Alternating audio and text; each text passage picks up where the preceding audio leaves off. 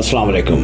ज़ुल्फ़िकार अली भुट्टो शहीद के PRO रहे और पाकिस्तान के मुख्तलिफ़ सफारत खानों में, बैरून मुल्क जो सफारत खाने हैं वहाँ पाकिस्तान के press counsellor, press minister, press attache के तौर पे उसने अपनी खिदमत सर अंजाम दी।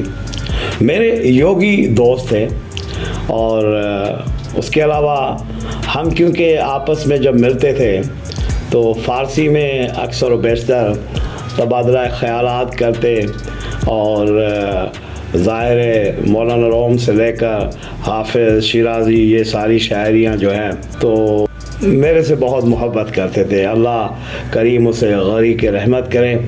और मलक अब्दुर्रऊफ़ अक्सर व बेशतर कहते थे कि अब्दुल साहब मैंने इस कौम जैसी, मैंने कहा किस कौम जैसी? कि द पीपल ऑफ ईरान, ईरानी कौम जैसी कोई ईमानदार कौम नहीं देखी। अक्सर व बेशतर हमेशा यही उसका जिक्र चलता। कचनार यहाँ से मेरे दफ्तर से एक ही फरलांग के फासले पे है। सुबह हो शाम हो जब भी मुलाकात हो तो अक्सर व बेशतर यही जिक्र करते कि मैंने ईरानियों जैसी कोई ईमानदार दयानतदार कौम नहीं देखी। तो आज मुझे टेलीफ़ोन आ गया पाकिस्तान के एम्बेसी से, तेहरान से। एक दोस्त वहीं पे अपनी खिदमत सर अंजाम दे रहे हैं। कहने लगे अब्रो भाई मुझे तकरीबन 2.5-3 साल हो गए, मैं इस मुल्क के हर शहर में गया हूँ, हर गांव में गया हूँ, हर बस्ती में गया हूँ, हर चौराहे पे गया हूँ और हर मकतबा फ़िक्र, एवरी सेगमेंट ऑफ सोसाइटी है कि लोगों से मैंने राब्ता किया है, मेरा वास्ता है। लेकिन सच्ची बताऊं, मुझे ईरान की कौम के अंदर, ईरान की जो एग्जिस्टिंग पॉपुलेशन है उसके अंदर एक बंदा भी बेईमान नहीं मिला। मैंने कहा यार क्या कह रहे हो?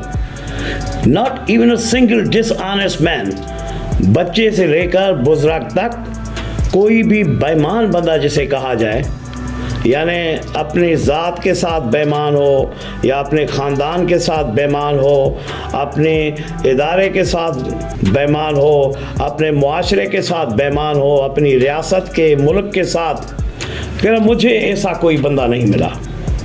Everybody is dead honest. और कहने लगा कि आपने पहले शायद ना सुना हो। मैंने कहा मैंने सुना था। मरहूम मलक अब्दुर्रऊफ़ जो एडिशनल सेक्रेटरी के तौर पे रिटायर्ड हुए और फिर अल्लाह करीम को प्यारे हो गए, वो मेरे योगी दोस्त थे, आलिम अदीब दोस्त थे, तो अक्सर व बेशतर इस चीज़ का जिक्र करते थे। अच्छा, आगे कहने लगा कि मैं डेनमार्क में भी रहा हूँ, स्वीडन में भी रहा हूँ और जापान में भी वो रहे हैं। मलक साहब भी ज़ाहिर और से बहुत सारे ममालिक में रहे थे। तो कहते हैं कि जापान दुनिया के अंदर सबसे ज़्यादा जो ईमानदार कौम है वो कहते हैं जापानीज़ हैं। जापानीज़ के बाद कहते हैं कि न्यूजीलैंड के लोग जो हैं सबसे ज़्यादा ईमानदार हैं। उसके बाद कहते हैं डेनमार्क के, डेनिश और स्वीडन के लोग हैं। और अभी जो तहकीकाती इदारों की तहकीक आई है कि सबसे ज़्यादा जो ईमानदार कौम है वो ईरानी कौम है। तो मैं अक्सर दोस्तों को कहता हूँ कि ज़िंदगी में 4 अल्फाज बहुत अहम हैं, 4 वैल्यूज़ आदर्श हैं। एक है मोहब्बत, ईमानदारी, सच्चाई और एहतराम। तो अगर आपकी ज़िंदगी में ये चारों अल्फाज या चारों कदरें या वैल्यूज़ मौजूद नहीं हैं, समझो तो आपके पास कुछ भी नहीं है। यानी मोहब्बत, ईमानदारी, सच्चाई और एहतराम। क्योंकि ज़िंदगी का असल पैमाना तवालत नहीं बल्कि ईमानदारी है। It is honesty. तो इसलिए शेक्सपियर ने कहा था ना कि no legacy is as rich as honesty, यानी कोई मीरास इतनी अमीर नहीं है जितनी ईमानदारी है।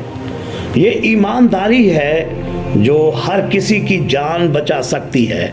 ये ईमानदारी, ऑनेस्टी है जो हमारे इदारों को बचा सकती है, हमारी रियासत को, हमारे मुल्क को बचा सकती है। हाँ, ईमानदारी में एक ताकत होती है जिसे बहुत कम लोग संभाल सकते हैं। याद रखो, ईमानदार दिल ही ईमानदाराना आमाल पैदा करती है। और ज़ाहिर बेदारी के रास्ते पे ایمانداری بالکل ضروری ہے.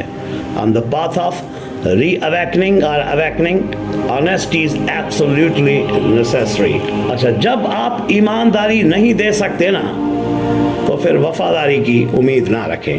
ایمانداری یاد رکھو حکمت کی کتاب کا پہلا باب ہے, the first chapter of the book of wisdom. اور ایمانداری ہی لوگوں کو, افراد کو, کمیونٹیز کو, قوموں کو قریب لاتی ہے. یہ مباشرت کی, قربت کی اعلیٰ ترین شکل ہے. ہاں ایک ایماندار آدمی ہی خدا کا سب سے عظیم کام ہے. کوئی معاشرہ, کوئی ملک, ملت ایمانداری اور ایمانداروں کے بغیر نہیں رہ سکتا.